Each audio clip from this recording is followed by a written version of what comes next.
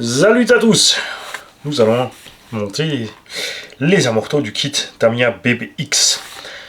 Je te confirme, c'est donc écrit là. Regarde, en gros, dans la notice, là, tu perces le capuchon. Il n'est pas percé d'office.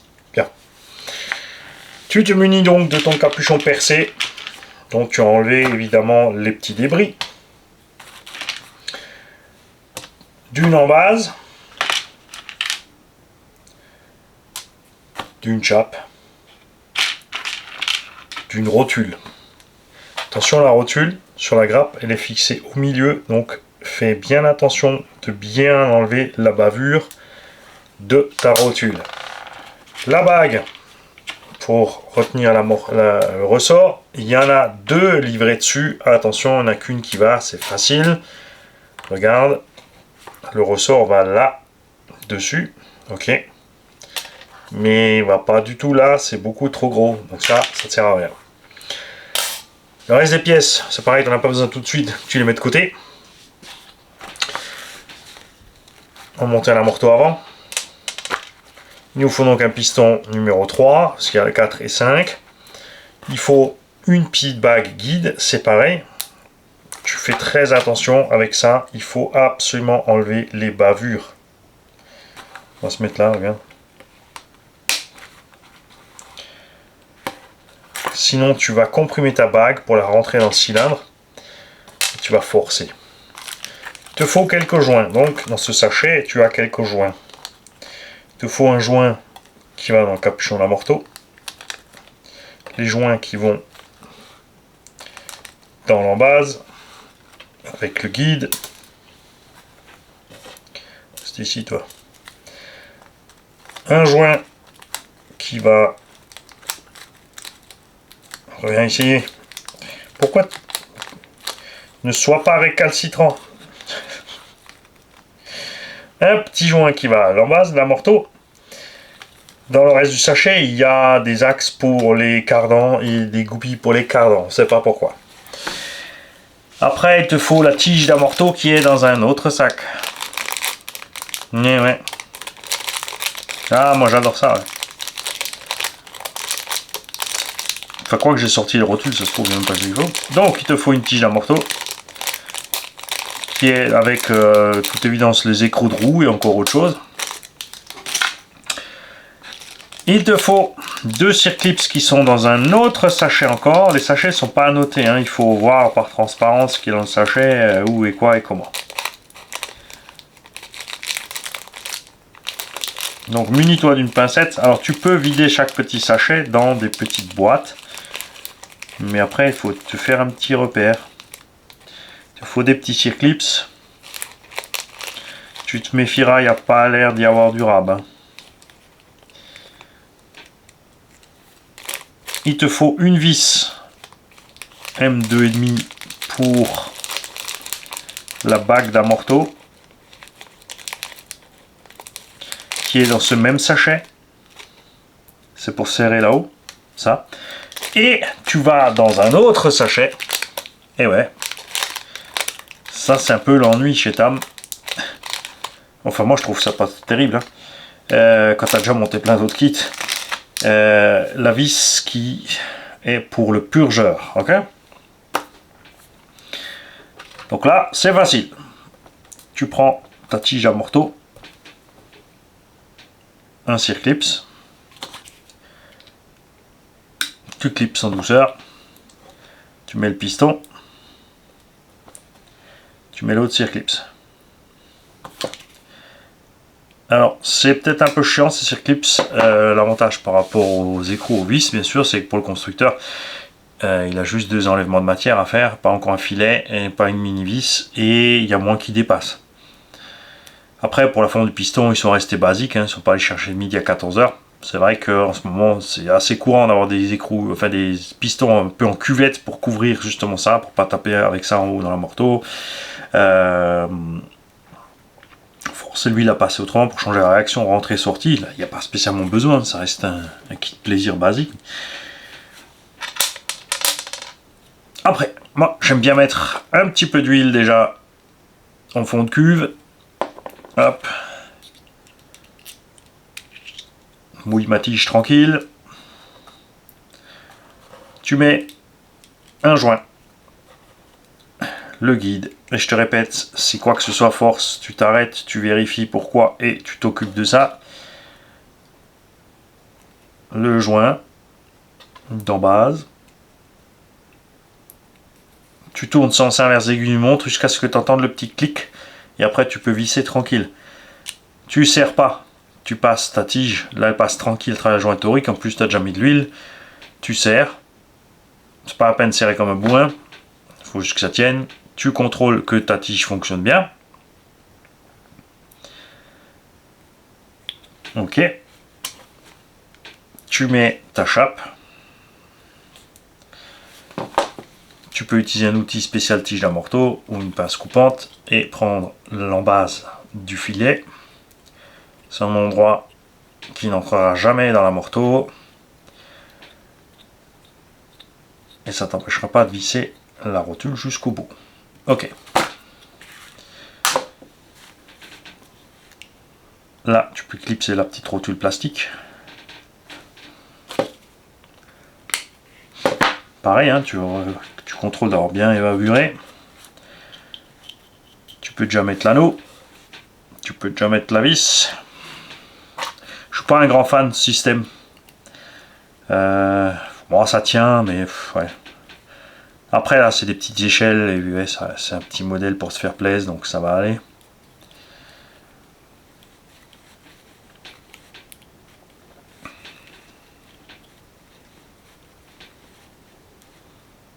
Je l'ai mis à l'envers. Ok. Maintenant, tu mets de l'huile au fond. Pas trop. Tu tournicotes. Ça permet aux bulles qui sont dans les deux petits trous de sortir. Tu montes un tout petit peu, mais en restant dans l'huile. Tu tournes encore un peu. Tu penches un petit peu, comme ça t'es sûr que l'huile, l'air sort. Là, tu descends. Là, j'ai 3, 4, 5 bulles qui viennent de sortir. Comme ça, elles sont déjà à la surface. Tu n'as plus d'air dedans. Là, tu remplis. Contrairement à un amorto à membrane, un amorto avec un purgeur, tu remplis jusqu'à ce que tu aies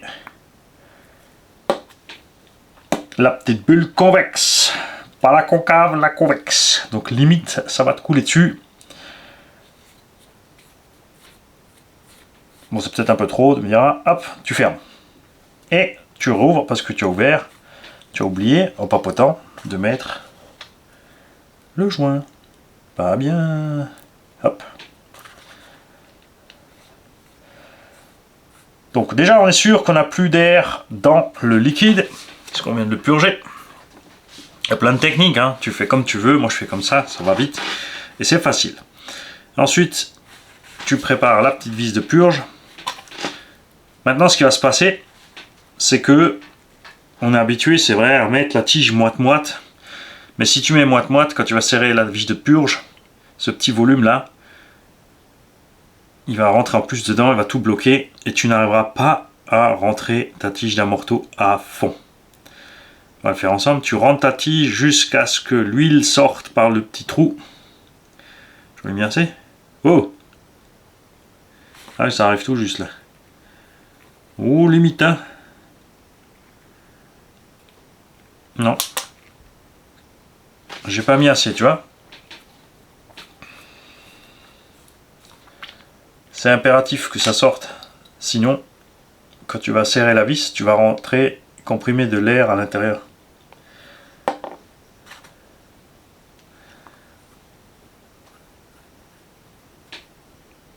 Tu prépares ton petit chiffon à huile aussi. Voilà. Faut se méfier parce qu'ils sont un peu radins avec l'huile Tamiya, donc des fois quand tu fais ça, voilà. Maintenant tu n'as plus une seule goutte d'air dedans. Par contre le volume de la vis là, lui va faire pression un peu dedans, ressortir la tige, mais c'est pas très grave parce que il y a la coupelle d'amorto, donc de toute façon la tige rentrera pas à fond. Et là, tu vois, tu n'as plus rien d'air à l'intérieur. Ressort, coupelle. Comme c'est un système à grappe, et que sur la grappe où il y a les coupelles, il y a 4 coupelles mais 2 chapes, tu te retrouves d'office, et je trouve ça con. Hein? Je sais, Fantamia, ça te vexe. Mais tu te retrouves avec 4 coupelles en rab, des pièces en rab, et il y a qui disent ouais mais c'est bien et tout. Ben non, parce que tu les payes ces pièces, tu payes ton kit cher parce qu'il y a des pièces en rab que tu ne tiens jamais. C'est pas celle-là que tu vas casser, c'est pas celle-là que tu vas perdre.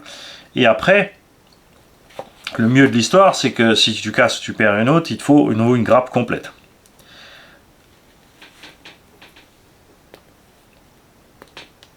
On va mettre ça dans le même sens, que ça ressemble à quelque chose. On verra sur le véhicule.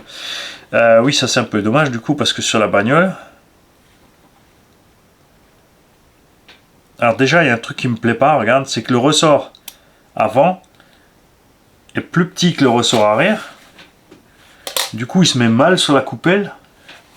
Ah, comme j'aime pas ça. Ah, ça me... Déjà là, Mani pas content. Regarde, il se prend pas comme il faut dessus. Ce qui fait qu'il se met de travers et il va aller frotter. Il frotte sur le corps là. Mais non, Tamiya, c'est pas vrai.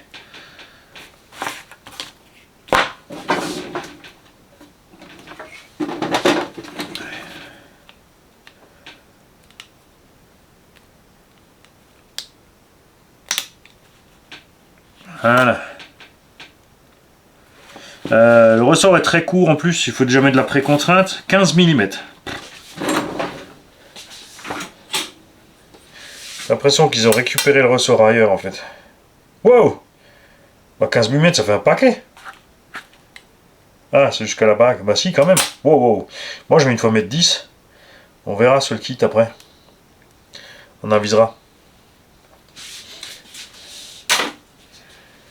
Ok, t'as vu, c'est relativement simple. C'est juste chaque fois qu'il faut, tu vois, on a 1, 2, 3, 4 sachets qui sont ouverts pour faire ça.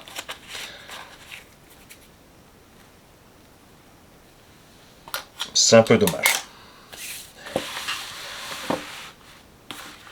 Sur les grappes, tu paniques pas, il te reste 2 rondelles là, elles ne vont pas dans ces amorteaux. On en aura peut-être besoin quelque part ailleurs, mais pas ici. Donc tu mettras tout ça de côté. C'est pareil, regarde, tu as 2 grappes complètes parce que il n'y a que 2 bagues guides sur tout le truc. Tu vois? Tout ça, c'est durable pour rien. Et je le répète, je suis pas fan. Parce que toutes ces quantités de plastique, on les paye, elles ne te servent jamais. Qu'est-ce que tu vas foutre avec 6 pistons? Enfin, il y a 8 pistons de rab au total.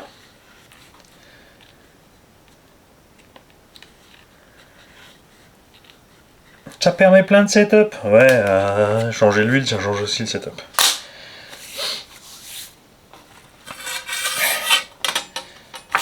Alors eux, ils disent à la fin, justement, quand tu as tout rentré, tu mets la vis, il ressort de 5 mm, tu vois. Ils te préviennent, ça c'est cool, donc ils ont définitivement pas fait de l'émulsion, et ça me plaît beaucoup. Bon, maintenant, je vais finir de préparer mes amortos, comme ça ils seront prêts, et on pourra donc aller à l'étape 1. Si Mani veut bien ne pas perdre les pièces.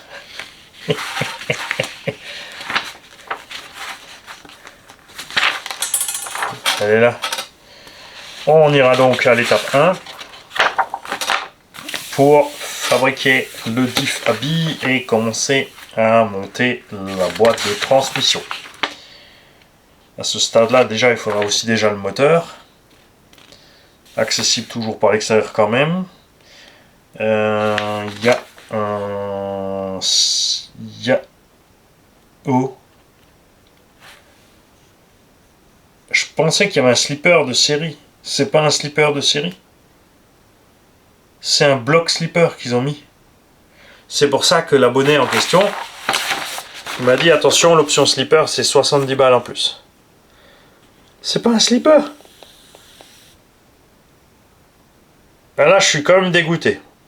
Un kit à 300 balles, un dixième qui a pas ce slipper dessus, franchement nul. Parce que la transmise, elle en prend plein la gueule. Et ça, c'est pas cool. Ça, c'est pas cool du tout. Donc, je vais... Bon, il est accessible par l'extérieur. Alors, on a déjà le disque pour les patins. Ce qu'on n'a pas, c'est les patins. Et on n'a pas le ressort. Mais tu sais quoi, regarde. Regarde où ils vont te piner, en fait. Je pense que le slipper, le kit slipper à 70 balles, tu dois démonter toute la boîte de vitesse pour changer l'axe. Parce que l'axe est trop court pour mettre un ressort ici. Regarde. Ah, les rats. Ah, ça me... Tu vois, quand tu découvres ce genre de truc, tu te dis, tiens, là, allez hop, j'arrête. Je remballe le kit et on fera ça dans 6 mois. Mauvaise nouvelle pour moi. Ça, ben. En plus, je vais leur le commander, il sera pas dispo tout de suite, ça va me gaver. Parce qu'à la limite, des patins, je peux bricoler un truc. Ils vont te livrer des patins au papier. Hein. Non, mais t'as rien. L'axe c'est pas assez long, t'as rien. J'ai pas envie de redémonter la boîte après complètement pour installer le slipper. Bah, je vais finir mes amortos, je vais me renseigner sur slipper et puis je pense qu'on va arrêter le montage du kit jusqu'à ce que le slipper soit arrivé. Et Mani là du coup il est deg. Il va aller se coucher. Salut.